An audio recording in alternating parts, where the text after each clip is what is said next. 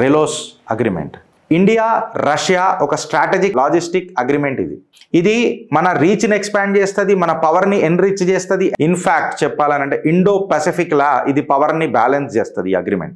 ఏంది గిరీష్ రెలోస్ అని చెప్పి మాట్లాడితే reciprocal exchange of logistical support, దాన్ని మనం రెలోస్ అంటాం. ఇది ఏంది గిరీష్ అని అంటే ఒక బై మిలిటరీ లాజిస్టిక్స్ ప్యాక్ట్, అంటే ఆర్మీ నేవీ ఎయిర్ ఫోర్స్లను 3 కలుపుతున్న ఒక లాజిస్టిక్ ప్యాక్ట్.